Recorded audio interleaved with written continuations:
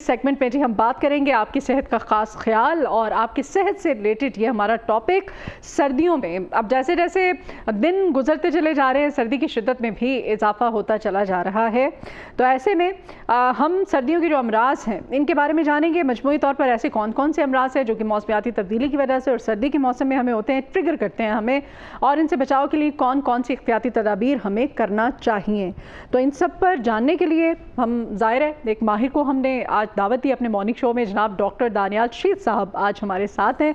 बहुत शुक्रिया डॉक्टर दानियाल, आप आए हैं, आप तशरीफ़ लाने के लिए। तो डॉक्टर दानियाल, अब सर्दी ज़ाहिर है रोज़ बरोज़ बढ़ती चली जा रही है, तो इस बढ़ती हुई सर्दी में जो मौसमियाती सर्दी की वजह से नज़ला, ज़ुकाम, खांसी, फ़ीवर आजकल हर दूसरे बंदे को है, बिल्कुल ऐसी है ना। और हर दूसरा बंदा कह रहा है कि फ़ीवर इतना ज़्यादा है, बुखार है, और बुखार में क्या सिम्टम्स है उसकी कि उठने को दिल नहीं करता, जिस्म दर्द है, चलें वो नज़ला ज़ुकाम खांसी तो है, लेकिन ये क्या है, ये और वायरल है ये? अच्छा ऐसा है कि हाँ वायरल तो है, इसमें तो कोई शक नहीं। हाँ। एक तो सुपर फ्लू भी चल रहा है ना। अच्छा। तो वो तो है, लेकिन हम असल में सर्दी में सबसे ज़्यादा जो है ना वो ख्याल रखने की जो चीज़ें हैं ना उनका हम ध्यान नहीं करते।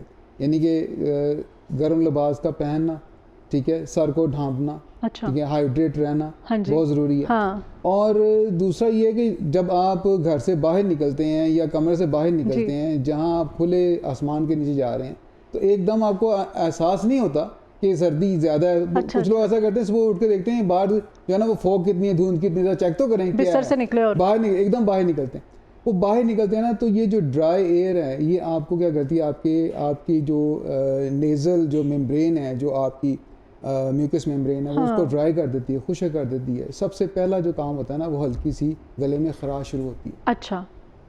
फिर जुकाम, नाक का बहना, जुकाम शुरू हो जाता है, ठीक है, हम उसका ध्यान नहीं करते। हाँ। फिर क्या होता है, फिर उसके बाद बुखार शुरू होता है। और आम तौर पे क्या करते हैं लोग, बार बार हाथ जो धोते हैं, वो भी ठीक नहीं है। सर्दी का मौसम है, उसको ध्यान करना चाहिए, एहतियात करना चाहिए। हाँ। ये चीजें मेरे ख्याल से सर्दी में धोते ही नहीं, गैर ज़रूरी तो धोते ही नहीं, गर्मियों में चलो ठीक है नहीं धोना चाहिए। लेकिन देखें कुछ लोग ऐसे हैं कि वो धोते हैं, फिर भी धोते हैं। मतलब हमारे माशरे के अंदर ना मुख्तलिफ तरह के लोग हैं। कुछ लोग ऐसे हैं जिनको ओसीडी का प्रॉब्लम है, तो वो तो हाथ लाजम धोएंगे ना, कुछ नहीं भी होगा ना तो फिर भी हाथ धोएंगे। उनको ऐसे कोई हमारे हाथों में कुछ लगा हुआ है तो हल्का फुल्का भी काम करें तो हाथ धो लेंगे, बल्कि दूसरों को भी फोर्स करते हैं।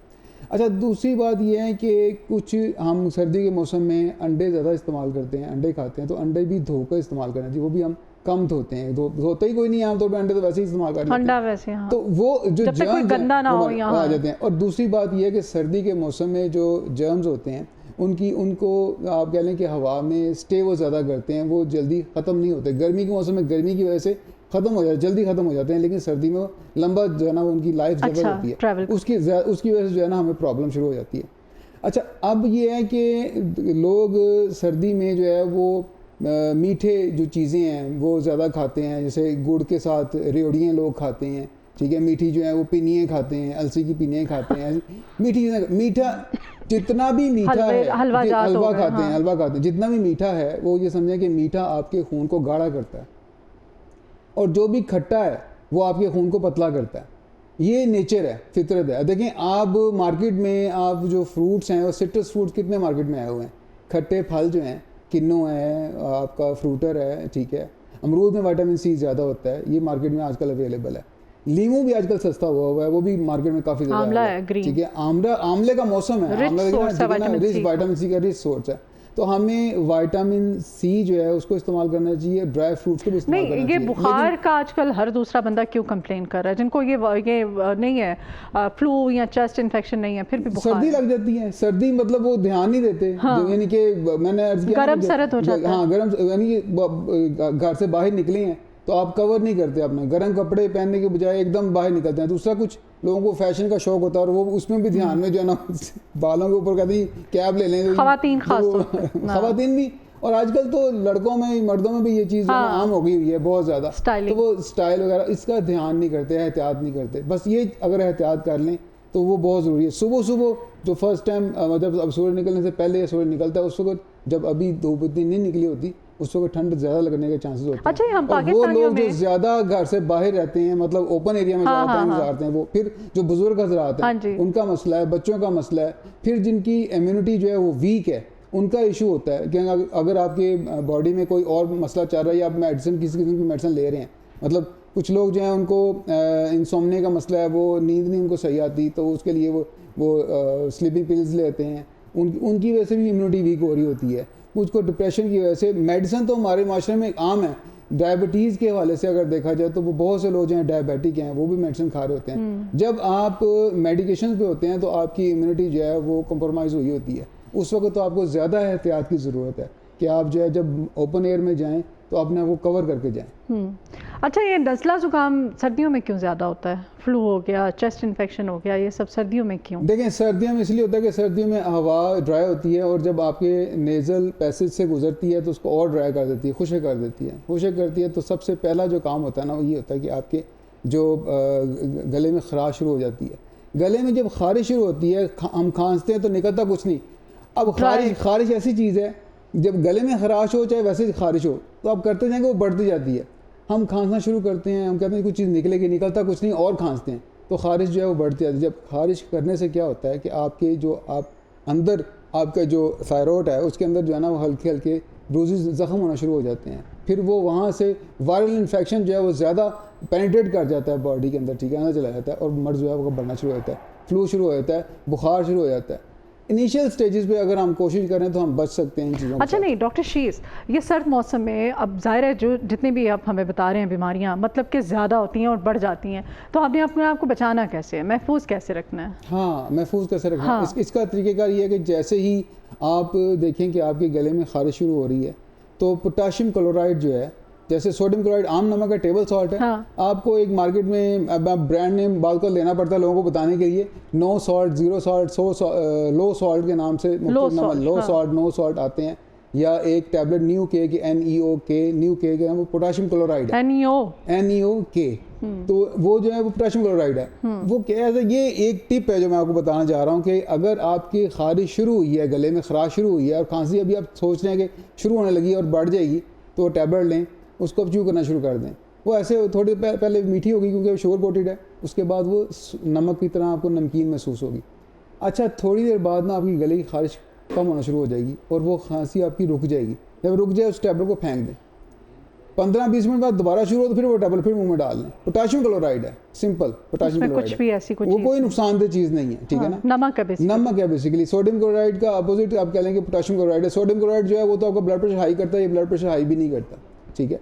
अच्छा, इससे क्या होगा कि दूसरी दफ़ा फिर टैबलेट आप रखें, जैसे वो नमक दोबारा आपको महसूस होना शुरू हो जाए तो उसको फेंक दें। तो उसको हम क्या कहें, लो सॉल्ट टैबलेट दे दो। मतलब ये कि मार्केट से NEOK के नाम से मेडिकल स्टोर से मिल जाती है, ठीक है, तो आप वो इस्तेमाल कर लें। ज़रूरी नहीं कि आप मीठी गोलियां ही खाई जाएं खांसी को ख़त्म करने के लिए, ठीक है। मीठा जो है इतना ज़्यादा मुनासिब भी नहीं है क्योंकि डायबिटिक पेशेंट बहुत ज़्यादा हैं और लोगों की जो है शुगर बड़ी जल्दी बढ़ती है, हम चीज़ें जैसे और हम जैसे लोग जिन्होंने कॉन्टीन्यूसली बोलना होता है तो फिर हमें तो, और हम लोग फिर क्या करते हैं, साथ में चीनी रख ली, मीठी कोई गोलियां रख ली। अगर आपको बुखार महसूस होने लगा कि आप टेम्परेचर की तरफ जा रहे हैं और अब हल्का हल्का जो है ना जिसम टूट रहा है, टेम्परेचर होने लगा है, तो उसके लिए जो टिप है वो ये है कि आप 1 टीस्पून जो है वो शहद लें, उस पर 2-3 जो है ना चुटकियाँ नमक की डाल के उसको आप चाट लें, उसको ले लें, तो आप देखेंगे कि आपका बुखार जो है ना 15-15 मिनट से 3 दफ़ा से करेंगे तो बुखार उतरना शुरू हो जाएगा।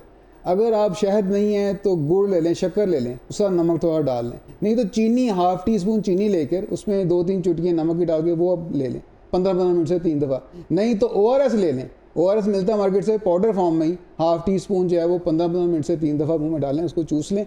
आप देखेंगे आपका बुखार जो आपको लग रहा था कि होने लगा है और जिस्म टूट रहा है और बुखार मुझे हो जाएगा, उससे आप निकल जाएंगे, उस कैफियत से निकल जाएंगे। उस होता है इसके पीछे साइंस क्या है? साइंस ये है कि आपको बॉडी को फौरी एनर्जी मिल जाती है, रेडी एनर्जी मिलती है, कैलोरीज आपकी बॉडी में जाती हैं, और दूसरा आपका ब्लड प्रेशर थोड़ा हल्का सा हाई होता है नमक की वजह से, तो वो आपका जो जिस्म टूट रहा था, वो जो एनर्जी चाह रहा था, हीटअप हो रहा था, वो भी ले सकते हैं, कोई हर्ज नहीं है। नमक आप कह रहे हैं ब्लड प्रेशर को बढ़ाता है, हल्का सा, वो इतना ज्यादा नहीं है ना, इतना मामूली सा आपने लेना है, बहुत ज्यादा नहीं लेना, 1-2 चुटकियों से कुछ नहीं होगा।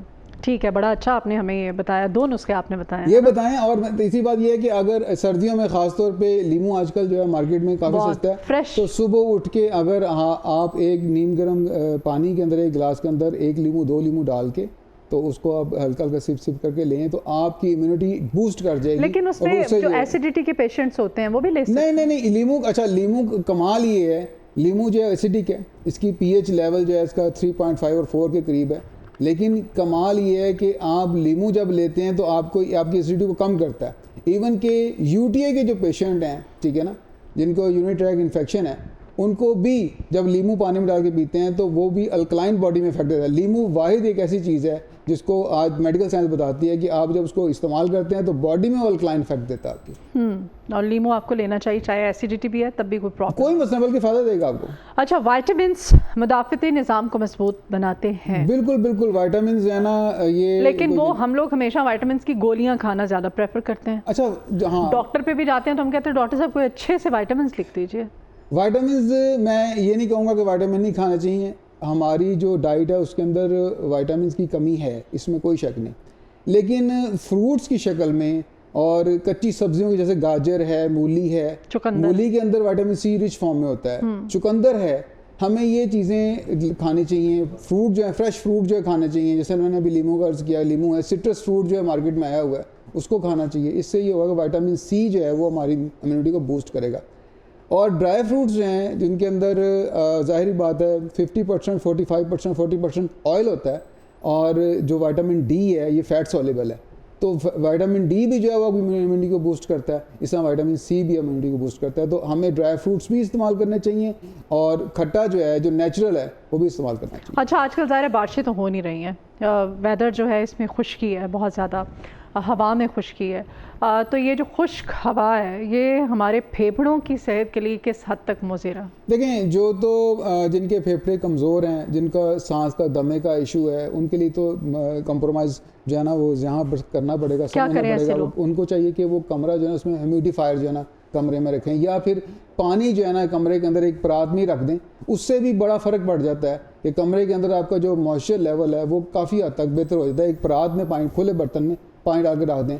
हम लोग हीटर तो इस्तेमाल कर लेते हैं, लेकिन उसके अंदर ऊपर अगर पानी आप साथ रख लें तो ज़्यादा बेहतर है, क्योंकि वो खुश्की जो है उससे बच जाएंगे आप। पानी रखने से आप कह रहे हैं सादा पानी, जरूरी नहीं कि हीटर के ऊपर रखना है आपने, आप पानी एक परात में पानी, एक परात में डाल दें पानी, जिसमें कि 2 लीटर पानी डल जाए, तो एक टीस्पून या हाफ टी स्पून नमक, उसमें टेबल सॉल्ट जो है वो मिक्स कर दें। उससे ये होगा कि वो आपकी हवा जो है ना वो ह्यूमिडिफायर की तौर पे काम करेगा, वो ड्राई नहीं रहेगी, वो हवा ड्राई नहीं रहेगी, ठीक है ना। हम सर्दियों में बहुत अंदर अंदर बंद रहते हैं, बंद रहने की वजह से भी है जो है नुकसान होता है। ये तो बड़ा ज़बरदस्त आप बता रहे हैं काम। अच्छा, ये किन अफराद को सर्दियों में ज़्यादा एहतियात करनी चाहिए? एक तो आपने बताया कि अस्थमा, जिनको सांस का प्रॉब्लम है, सबसे ज़्यादा एहतियात जो है ना वो तो बुजुर्गों को करनी चाहिए, बच्चों को और बूढ़ों को जो है ज़्यादा एहतियात करनी चाहिए। आम तौर पे देखा गया है कि सर्दी के मौसम में जो है वो बूढ़े जो हैं वो कहते हैं जी हम ज़रा धूप में बैठ जाएं, धूप निकली भी हो तो धूप में बैठना चाहिए, लेकिन सर्दी के मौसम में इसका मतलब ये नहीं कि आप ज़्यादा टाइम तक धूप में बैठें। धूप आपको फ़ायदा देती है, विटामिन डी बनता है, इसमें कोई शक नहीं, लेकिन अगर आप ज़्यादा धूप में बैठेंगे तो आपके इलास्टिन फाइबर्स टूटना शुरू हो जाएंगे, कोलेजन जो है टूटना शुरू हो जाएगी, और आप ज़्यादा अब नुकसान की तरफ जाना शुरू हो जाएंगे, आप बुढ़ापे की तरफ ज़्यादा एजिंग, फोटो एजिंग शुरू हो जाती है, यानी कि सूरज की रोशनी आपको बजाय फ़ायदा देने के नुकसान देना शुरू कर देती है। ज़रूरत नहीं है कि आप सर्दी है तो उसमें आप ज़्यादा धूप लें, ठीक है ना, और 2-3 घंटे जो हैं वो पार्क में घूमते रहें, धूप लेते रहें, इतनी ज़्यादा धूप मुनासिब नहीं है लेना, डायरेक्ट सनलाइट ज़्यादा लेना। और जैसे गर्मी आएंगी तो गर्मी बिल्कुल नहीं निकलते धूप में, वो भी ठीक नहीं है। तो दोनों चीज़ें जो है वो फिर नुकसान देती हैं बुजुर्गों को, खास तौर पे बुजुर्गों को रहना चाहिए धूप में। धूप में आपको जो अगर आपका एक्सपोजर ज़्यादा है तो आधा घंटा पौना घंटा टाइम क्या होना चाहिए?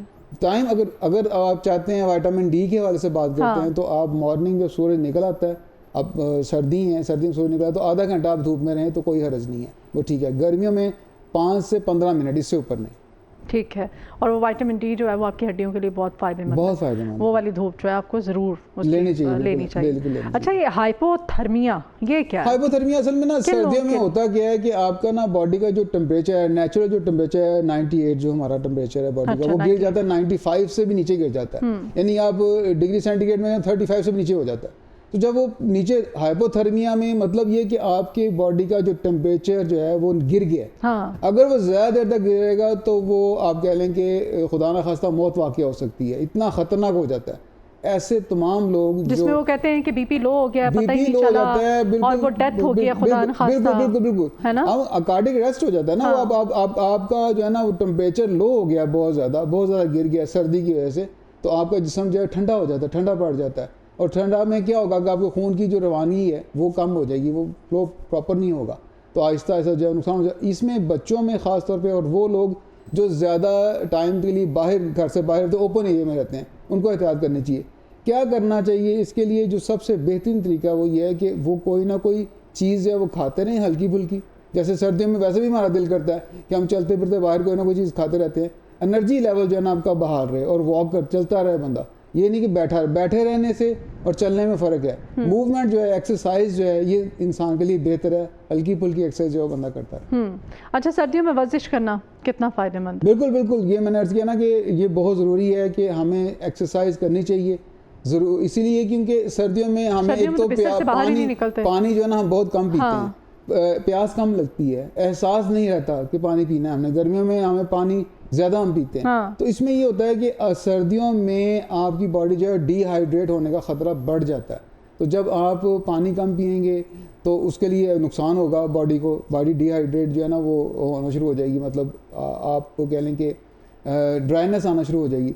अगर एक्सरसाइज करेंगे, एक्सरसाइज करने से बॉडी मूव करेगी, आपकी मूव करने से हरारत बढ़ेगी, तो आपको ऑटोमेटिक जो है ना आपकी तलब बढ़ेगी पानी की, आप पानी पिएंगे, और जो आपका ब्लड का फ्लो जो है, ब्लड कैपिलरीज तक जो है, बारीक कैपिलरीज तक जो है वो अच्छी तरह से पहुंचेगा। अच्छा डॉक्टर शीस, ये जो मौसम है, इस मौसम में ऐसी कौन सी अलामात ज़ाहिर होना शुरू हो हमारी बॉडी के अंदर, तो हमें फौरी तौर पर किसी माहिर मुआलिज से रब्ता करना? देखिए, नज़ला, ज़ुकाम, खांसी, बुखार, ये छोटी छोटी चीज़ें हैं। हाँ। लेकिन इनको छोटा नहीं लेना चाहिए। अच्छा। खांसी को अगर आप समझें कि 2 से 3 दिन 4 दिन गुजर गए हैं और आपकी ठीक नहीं हो रही, आपने बहुत से टोटके, बहुत सी मेडिसिन और सेल्फ मेडिकेशन की है, कई चीज़ें आती हैं खांसी के लिए, ये शरबत पी लें या ये टैबलेट ले लें, जैसे मैंने भी अर्ज़ किया एक टैबलेट का, वो खा लें, लेकिन ठीक नहीं हो रही, तो खांसी को छोटा ना लें और फ़ौरन जो है डॉक्टर के पास जाना चाहिए। इसी तरह से अगर आप ज़ुकाम आपका हो रहा है और आपका नाक बंद है और आप 4-5 दिन गुजर गए हैं, फ्लू जो है वो आपका बह नहीं रहा बल्कि जाम हो गया है, नाक जो है ना आप कह रहे हैं दोनों तरफ बंद हो गया है और आप उसी कंडीशन में वक्त गुजारते जा रहे हैं,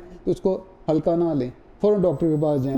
बुखार भी ऐसे ही है कि अगर आपका बुखार होता है, उतर जाता है और हल्का हल्का रहता है आपको जिस्म में, 4-5 दिन गुजर गए हैं लेकिन हल्का हल्का बुखार आपको है, फिर भी आपको डॉक्टर के पास जाना चाहिए। ठीक है जी, बहुत शुक्रिया डॉक्टर दानियाल शीस साहब आपके आने के लिए।